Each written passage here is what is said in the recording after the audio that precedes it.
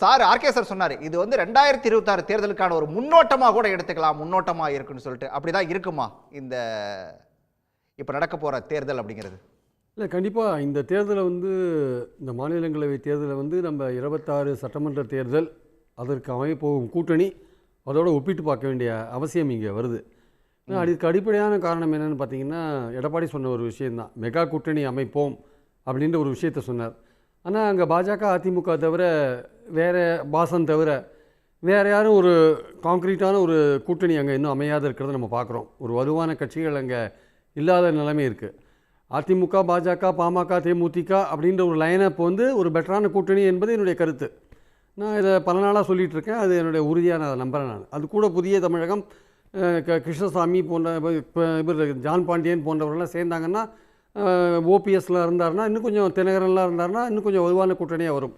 ஆனால் இப்போ அடிப்படையாக நீங்கள் பாமகவையும் தேமுதிகவையும் நீங்கள் ஹேண்டில் பண்ண வேண்டிய கட்டாயத்தில் இருக்கீங்க. திமுக 4 சீட்டில் கம்ஃபர்டபுளாக இருக்குது. அது 2 சீட்டு ஆர்கே சார் சொன்ன மாதிரியோ இல்லை ரவீந்திரன் சார் சொன்ன மாதிரியோ அது வில்சனுக்கும் கமலுக்கும் 2 சீட் அஷ்யூர்டு. மற்ற 2 சீட்டை பற்றி அது ஸ்டாலின் அவர்கள் டிசைட் பண்ணுவார்.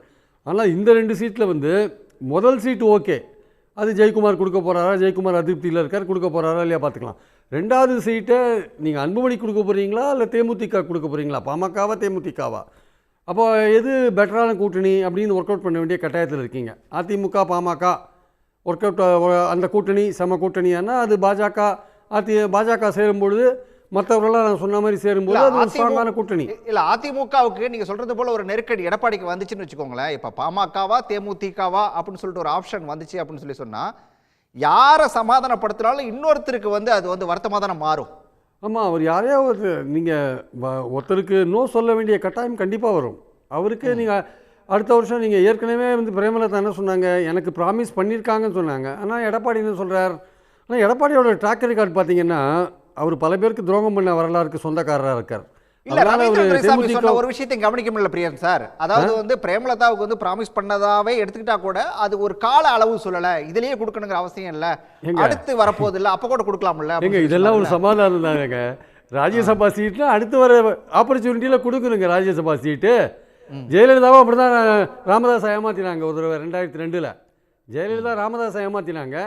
இப்போ எடப்பாடி வந்து அவர் ஏற்கனவே ஓபிஎஸ் முதுகில் குத்தினார், தினகரனை முதுகில் குத்தினார், சசிகலாவை முதுகில் குத்தினார், பிரேமலதாவை முதுகில் குத்துறதுக்கான வாய்ப்புகள் இருக்குது. ஏன்னா தேமுதிகவோட ஒரு பெட்டரான ஒரு கூட்டணி கட்சியாக வந்து பாமக இருக்கிறதுக்கான வாய்ப்பு இருக்குது. லாஸ்ட் எலெக்ஷனில் வந்து ஓட்டு டிரான்ஸ்ஃபர் ஆகலன்றது 21 எலெக்ஷனில் பெரிய அளவுக்கு ஓட்டு டிரான்ஸ்ஃபர் ஆகலன்றது முக்கியமான விஷயம். இருந்தாலுமே இந்த பாஜகவோடு சேர்ந்து அமைக்கும் போது இப்போ மாறி இருக்கிற சூழலில் கொஞ்சம் ஆட்சிக்கு எதிரான மனோபாவம் இருக்கும்பொழுது கொஞ்சம் அதை வந்து கன்சால்டேட் பண்ணுறதுக்கான வாய்ப்புகள் இருக்குது. அதனால் பாமகவை சேர்க்கறதுக்கான ப்ரிஃபரன்ஸ் கொடுக்கறதுக்கான வாய்ப்புகள் இருக்குது. அதனால் தேமுதிக வந்து உங்களோட பார்வையில் அதிமுகவில் அந்த 2வது சீட்டு அப்படிங்கிறது பாமகவுக்கு தான் போகுன்றீங்க? பாமகவுக்கான, ஆனால் அவருக்கு பாமகவுக்கு போச்சுன்னா பாமகட்ட வந்து ஏற்கனவே 5 எம்எல்ஏக்கள் இருக்காங்க. அந்த 5 எம்எல்ஏக்கள் சேர்த்தா 62 + 5 67. ஸோ அந்த ஒரு சீட்டை நீங்கள் அந்த இண்டிபெண்ட் புரட்சி பாரதம் யார்ட்டையாவது வாங்கிக்கலாம், ஒன்றும் ப்ராப்ளம் கிடையாது. ஆனால் 34 கிளியராக ஒரு சீட்டு அது ஜெயக்குமார் வந்து அடம்பிடிச்சு வாங்கிடுவார், இல்லாட்டி அவர் அடுத்த கட்சிக்கு போகிறதுக்கான வழியை பார்த்துட்ருக்கார் அவர். ஸோ அதனால் அவருக்கு நீங்கள் கொடுக்குறது ஏற்கனவே பாஜக கூட்டணியில் ஒரு ரொம்ப வெறுப்பில் இருக்கிற முக்கியமான பிரமுகராக ஜெயக்குமார் இருக்கிறத நம்ம பார்க்குறோம். அதனால் எடப்பாடிக்கு பெரிய சவால் காத்துட்ருக்கு. ஆனால் அவர் வந்து அவருடைய பாஸ்ட் ட்ராக் ரெக்கார்டை பார்க்கும்போது யாருக்காவது ஒரு துரோகத்தை பண்ணிட்டு தான் ஒரு விஷயத்தை அவர் பண்ண வேண்டிய கட்டாயத்தில் இருக்கார். அது துரோகம் வந்து அன்புமணிக்கு பண்ணுறாரா இல்லை தேமுதிகவுக்கு பண்ணுறாரா இல்லை வந்து துரோகம் எப்படி சொல்ல முடியும்? இதை வந்து துரோகம் எப்படி சொல்ல முடியும்? வாக்குறுதி கொடுத்துருக்காரு சார், இடத்துல இருக்காரு, யாராவது ஒரு முடிவு எடுத்தானே ஆகணும், அப்படிதான் பார்த்தாகணும். இல்லைங்க, ஏதாவது ஒரு முடிவு எடுக்கணுங்க. ஆனால் உங்களுடைய மெகா கூட்டணிக்கு அங்கே ஒரு அடி விழும் இல்லை, ஓட்ட விழும் இல்லை. நீங்கள் பாமக தேமுதிக கூட்டணி அப்படின்னு அமைக்கும் பொழுது அப்போ பாஜக உள்ளே பூந்து பஞ்சாயத்து பண்ண வேண்டியிருக்கும். பாஜக என்ன பஞ்சாயத்து பண்ணுறாங்கன்னு தெரியாது. வாசனுக்கும் பாஜக தான் பஞ்சாயத்து பண்ணாங்க. ஸோ அவங்க சொன்னாங்கன்னா எடப்பாடி எந்த இடத்துல கேட்பாரோ கேட்க மாட்டாரோ அதெல்லாம் நமக்கு தெரியாது. ஸோ அடிப்படையான விஷயம் மெகா கூட்டணி கட்டமைக்கிறதுல இந்த ராஜ்யசபா சீட்டு ஒரு ப்ளே பண்ணுறதுக்கான வாய்ப்புகள் இருக்குது. அது மோஸ்ட்லி அன்புமணிக்கு அது கொடுத்தாருன்னா அவங்களுக்கு அட்வான்டேஜ் வரதுக்கான வாய்ப்புகள் இருக்குது. தேமுதிகவோட ஒரு பெட்டர் பார்ட்னராக பிஎம்கே இருக்கிறதுக்கான வாய்ப்புகள் இருக்குது. ஆனால் அந்த மெகா தேமுதிகவுக்கு செலக்டடாக பல பேக்கெட்ஸில் வாக்குகள் இருந்தால் கூட அது வெற்றிக்கு உதவக்கூடிய ஒரு விஷயமா இருந்தால் கூட ஒரு கம்பேரிசன் பார்ப்பாங்க, பார்த்துட்டு பாமக Right. கொடுக்கறதுக்கான வாய்ப்புகள் இருக்கு. சரி. ஸோ இது வந்து சவால் வந்து எடப்பாடிக்கு தான் சவால். எடப்பாடிக்கு தான் எடப்பாடி சவால். வந்து மிக முக்கியமான ஒரு விஷயம். உடனுக்குடன் செய்திகளை தெரிந்து கொள்ள சன் நியூஸ் பெல் ஐகானை கிளிக் பண்ணுங்க.